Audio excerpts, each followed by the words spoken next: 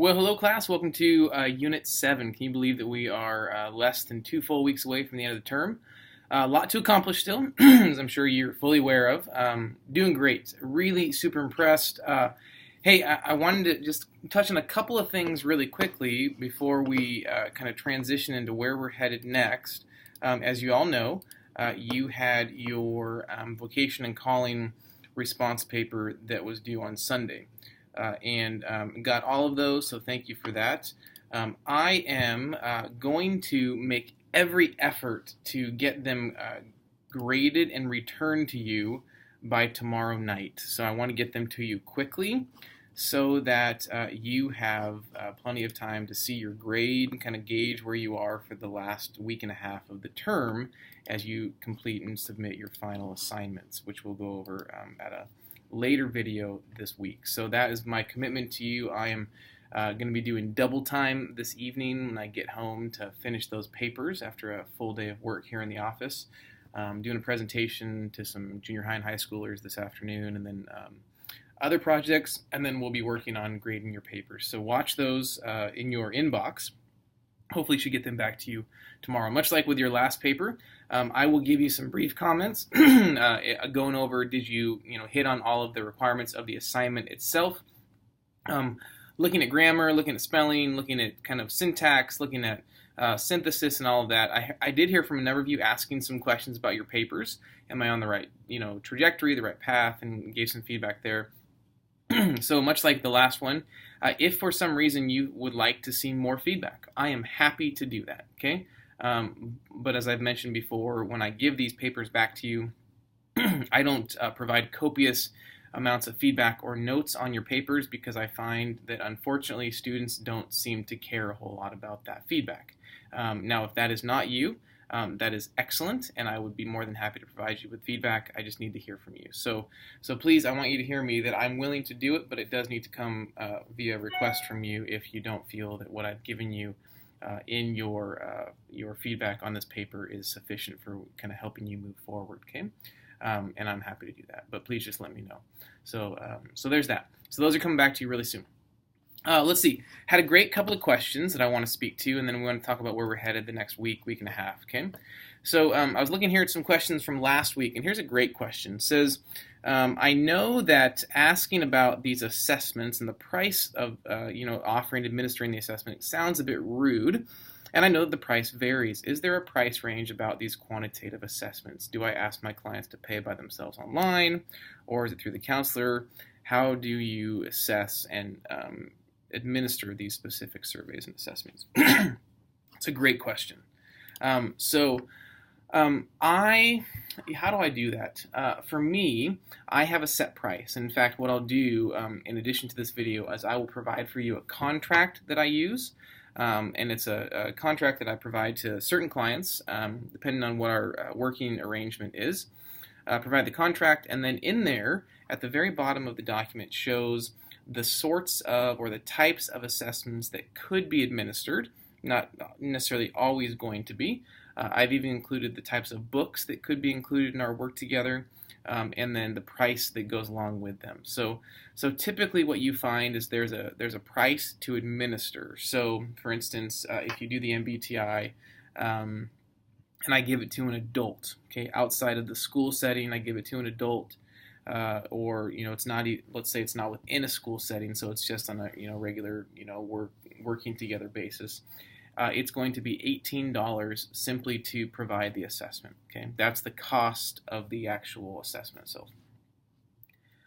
Typically, given the fact that I, as the coach or the counselor, I have to pay a $200 fee to the organization per year to be able to administer these assessments. I'm going to mark the price up. So it won't be significant, but it will be enough that it's marked up for administration of the assessment. And then the interpretation of the assessment is an additional fee. So I have colleagues that charge, I've heard of folks charging $200 for assessment interpretation.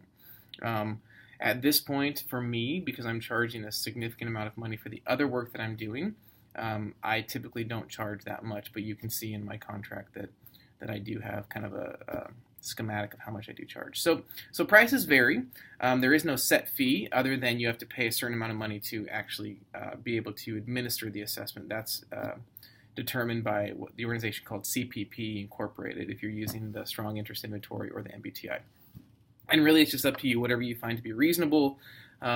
Some folks, I'm sure that you've encountered even when your therapy work, either as being counseled or doing counseling, some organizations, some individuals will work on more of a sliding scale. So they'll look at income level, and they'll say, if you're in this kind of range, then it's going to be this much, and if it's this range, it's going to be this much, and so forth.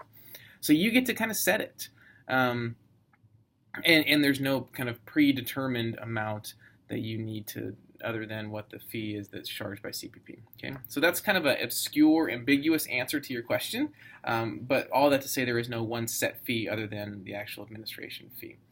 Okay, so some other questions about assessments. How do we choose the right ones? And really that comes down to what it is the client needs. So this is one of the reasons why, as we look at this entire class, so this 8 weeks of learning, we've squeezed all of these chapters, all these readings, all these assessments, and different techniques and theories into this 8 weeks. I always say you don't need to like everything that you learn, and you certainly won't love everything that you learn, but I do say that I think you need to learn everything that you learn, because what you will find is that you're going to probably, and you'll see this, and you've already had a question, what's the one technique that you're most drawn to, and then in your final assignment you'll talk more about kind of the specific theories, techniques that you might find to be more useful to you. You're going to kind of, I would say, gravitate towards certain assessments that you find to be the most unique to you. I like this, or I like this theory or technique the most. But I think there's going to be times, in fact, I know there's going to be times that if you were to go into this field and you were to do more work in the career piece, you would discover that you've got those go-tos and they may not be exactly what the client needs. And so do you need to know about these other theories and techniques? Absolutely. Do you need to know what's out there, where to go for additional resources? What books are out there if you wanted to recommend more reading for your clients? Yes. So what I would say is I've got the go-tos. I use the Strong. I use the MBTI. But I also have a number of other assessments that we do. I use the well-being assessment. I use the Strong, or the strengths, the strengths and talents through Gallup. I'm certified to administer another assessment in Connective Leadership Institute, the Achieving Styles inventories. And so I don't use all of them with the clients, but I certainly have at my disposal, the ability to make use of these assessments. So really what you're doing is you do an intake, so you're asking the right questions, you're pulling information out of the client, you're getting a feel for what it is that they are bringing to the table, what it is they need. And then I would always say, in conversation with the client, I would offer up some options. Hey, we've got this. What do you think about this? And ultimately, we should be the expert on what these different assessments, what the outcomes actually spit out.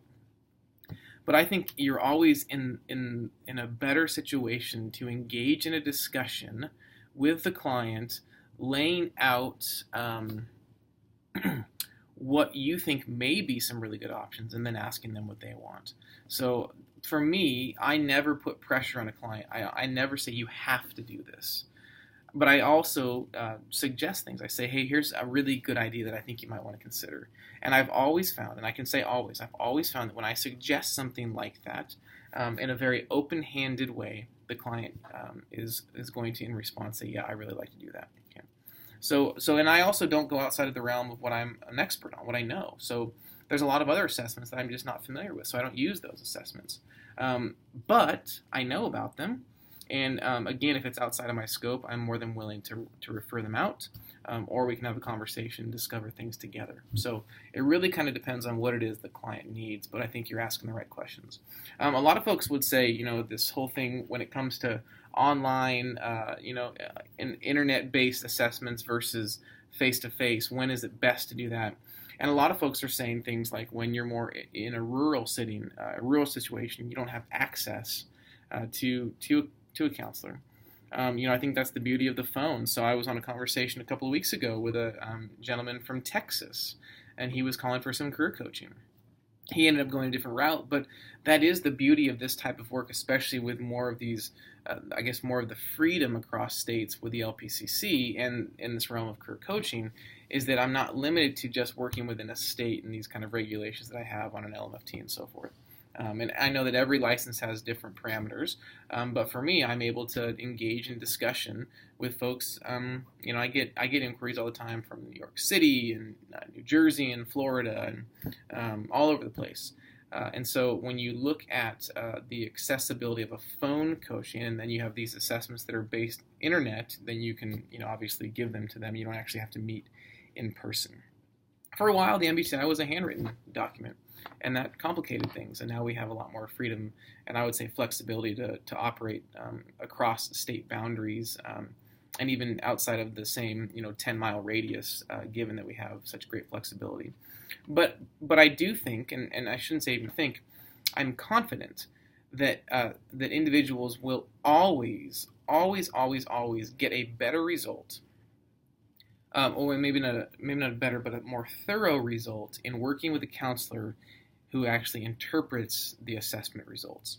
Okay, so last week you took, for many of you, that free MBTI, and you can go online, you can read about different things, you can read about what the results say, but there's so much more to what the results say that a trained professional in the realm of career counseling, career coaching that operates and traffics with MBTI all the time can unpack for you. So many of us just know about step 1, which is that 2-page document that tells you if you're an INFP, right?